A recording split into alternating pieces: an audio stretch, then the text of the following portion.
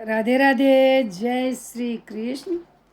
चिंताग्रस्त राजा दृढ़ धनवा की कथा को आगे सुनाते हुए श्री नारायण जी ने कहा, इस प्रकार चिंता करते हुए राजा के पास दिव्य रामचरित्र काव्य के रचयिता श्री वाल्मीकि ऋषि पधारे।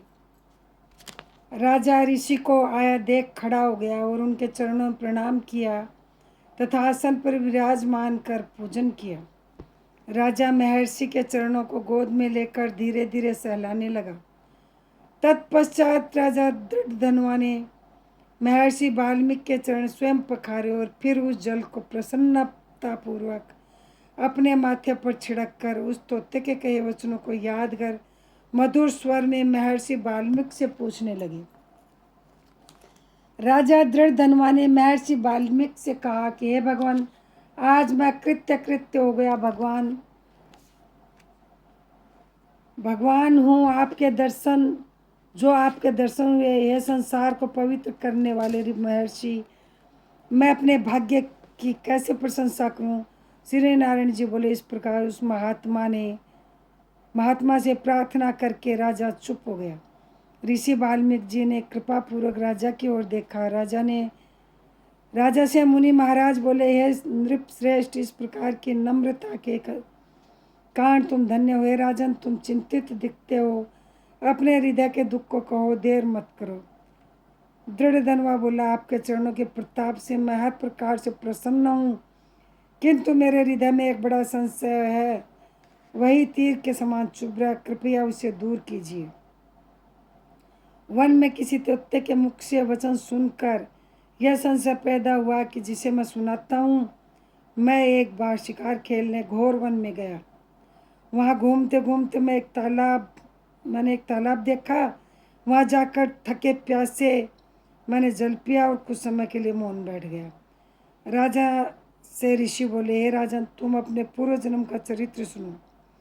हे राजेंद्र, तुम द्रविड़ देश में ताम्रपणी नदी के तटवासी सुदेव नाम के एक ब्राह्मण थे। उस समय तुम धार्मिक, सत्यवादी तथा जो भी प्राप्त हो जाए उसी से ही प्रसन्न रहने वाले, वेद के 8 यनन में रत तथा वेद के अध्ययन में रत तथा विष्णु भक्ति में लगे हुए थे। गृहस्थ धर्म में तुम्हारी पत्नी भी सुंदर, चतुर, गुणवती थी। तुम्हारी पत्नी गौतम महात्मा की पुत्री गौतमी नाम से प्रसिद्ध थी। उस जन्म में इस प्रकार गृहस्थ का पालन करते बहुत समय बीत गया, किंतु तुम्हें संतान प्राप्त नहीं हुई। एक समय आप आसन पर बैठे थे, स्त्री तुम्हारी सेवा कर रही थी।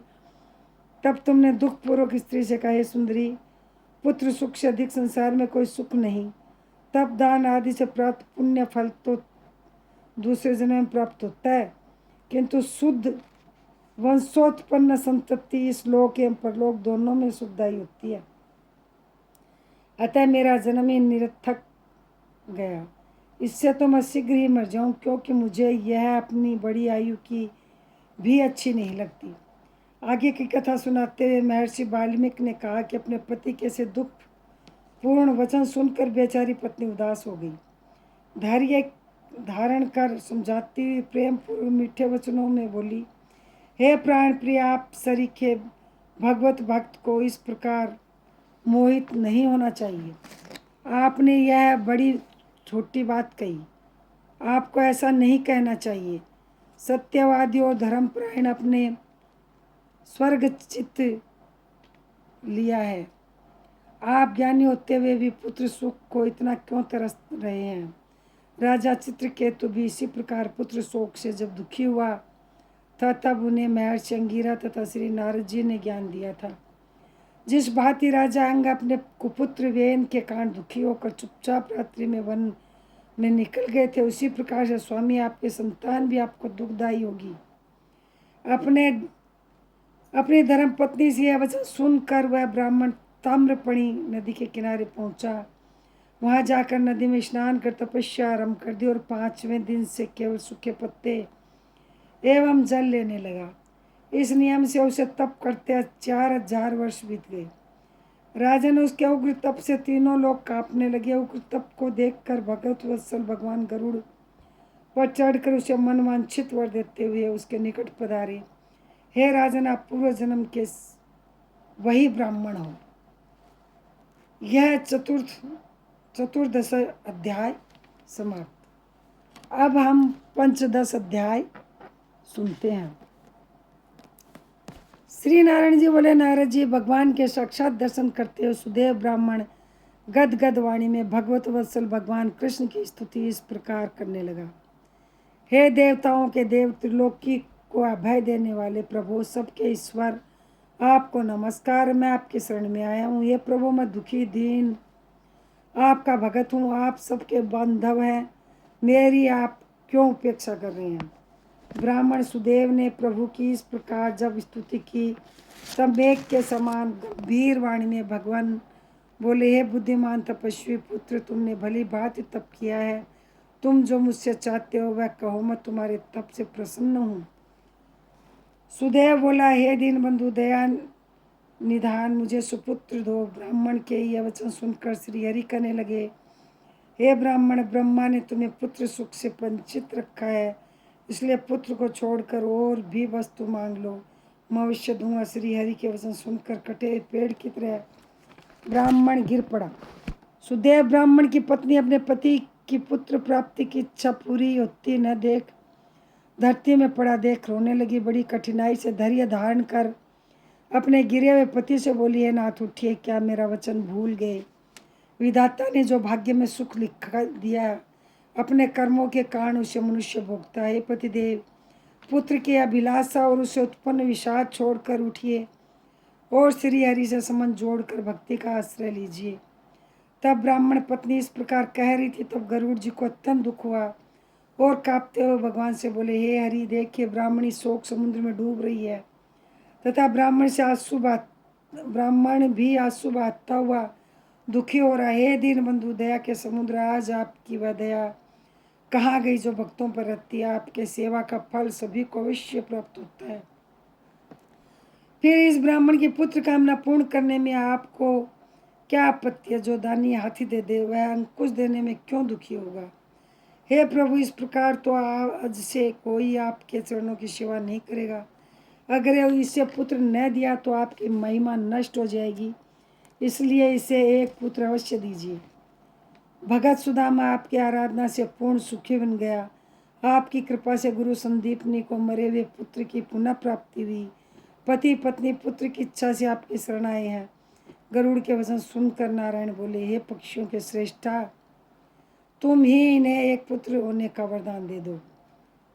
इति श्री पुरुषोत्तम मास महात्मने हरि गरुड़ संवाद नामे 510 अध्याय समाप्त। अब 16वां अध्याय, 16 अध्याय। श्री नारायण जी ने कहा कि नारद जी, भगवान की आज्ञा पाकर गरुड़ जी ब्राह्मण सुदेव से बोले, हे ब्राह्मण श्रेष्ठ, जैसा भगवान ने कहा, तुम्हें 7 जन्मों तक पुत्र सुख तो नहीं था, किंतु अपने स्वामी भगवान नारायण की आज्ञा से मैं तुम्हें पुत्र का वर देता हूँ। मेरे अंश से तुम्हें पुत्र प्राप्त होगा। तुम्हें पुत्र तो प्राप्त होगा, परंतु वह पुत्र तुम दोनों को सुख के स्थान पर दुख ही प्रदान करेगा, क्योंकि तुम्हारे भाग्य में पुत्र सुख नहीं है। गरुड़ देव ने आगे कहा, हे द्विश्रेष्ठ, अब आप अपने घर जाओ और भगवान के चरणों में भक्ति रखते सांसारिक सुखों का भोग करो। इस प्रकार ब्राह्मण दंपति को वरदान देकर और गरुड़ पर सवार होकर भगवान विष्णु लोक को चले गए। ब्राह्मण सुदेव स्त्री सहित घर आकर सुखपूर्वक रहने लगा। कुछ समय बाद गौतमी गर्भवती हुई और 10वें मास में उसने एक अत्यंत सुंदर पुत्र को जन्म दिया। ब्राह्मण दंपति ने विद्वान ब्राह्मणों को बुलाकर बालक का नामकरण संस्कार कराया तथा ब्राह्मणों को यथेष्ट दान आदि देकर संतुष्ट एवं प्रसन्न किया। इस बालक का नाम सुखदेव रखा गया। बालक सुखदेव शुक्ल पक्ष के चंद्रमा के सदृश वृद्धि को प्राप्त होता रहा। समय आने पर पिता ने गोपवित्र कराकर गायत्री मंत्र की दीक्षा देकर सुखदेव को ब्रह्मचर्य आश्रम में प्रवेश कराया। बुद्धिमान सुखदेव ने वेदाध्ययन आरंभ किया और अपने गुरु भक्ति सेवा प्रतिभा से अपने गुरु और माता पिता को परम प्रसन्न रखने लगा। एक बार ही पढ़ने से उसे सारी विद्याएं शास्त्र याद हो जाते थे। एक दिन सुदेव ब्राह्मण के घर पर देवल ऋषि आ पधारे। वे करोड़ों सूर्य के समान तेजस्वी थे। सुदेव ने महर्षि देवल को दंडवत प्रणाम किया और अर्घ्यपाद आदि दे से पूजा करके उत्तम आसन पर विराजमान किया।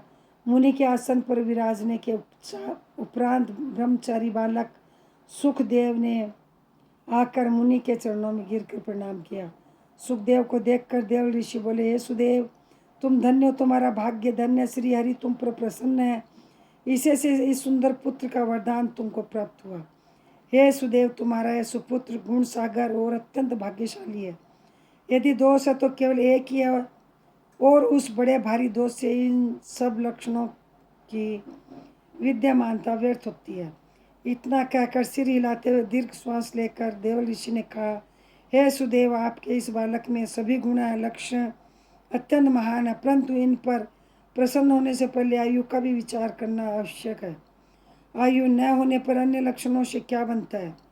सुदेव सुनो, तुम्हारा यह पुत्र 12 वर्ष का होकर जल में डूबकर मृत्यु को प्राप्त होगा। तुम इसका मन में सोच तो करना ही नहीं, क्योंकि होनहार को कैसे रोका जा सकता है। यह तो होगा ही, इससे कोई संशय की बात नहीं। इतना कहकर देवल मुनि ब्रह्मलोक चले गए। सुदेव शर्मा देवल मुनि के वचनों को स्मरण कर बहुत दुखी हुआ, परंतु उसकी भार्या गौतमी धीरज रखते हुए पुत्र को अपने अंग में भरकर अत्यंत प्रेम पूर्वक उसके मुख का चुम्बन करके स्वामी से कहने लगी, हे द्विज, होनहार की बातों का ध्यान कर, आप भयभीत न हो। अनहोनी कभी नहीं होती और होन को टाला नहीं जा सकता। इसलिए हे नाथ, अब उठकर सनातन हरि का भजन करो, जिनकी शरण में रक्षा मिलती है। वाल्मीकि जी कहते हैं, इस प्रकार सुदेव अपनी भार्या के वचनों को सुनकर श्री हरि के चरण कमलों का ध्यान रखते हुए अपने पुत्र की अल्पायु और अकाल मृत्यु के शोक को बुलाकर जीवन व्यतीत करता रहा। इति श्री पुरुषोत्तम मास महात्म्य दृढ़ धन्वो पाश्यायने सुदेव प्रतिबोधो नाम 16वां अध्याय समाप्त। यदि मेरा ये वीडियो आपको अच्छा लगा हो तो मेरे चैनल को सब्सक्राइब नहीं कर रखा हो तो सब्सक्राइब करें, लाइक करें, शेयर करें, बेल आइकन प्रेस करें, जिससे मेरा अगला वीडियो आपके पास जल्दी पहुँचे। जय श्री कृष्ण, जय श्री श्याम, राधे राधे। कमेंट ज़रूर से करें।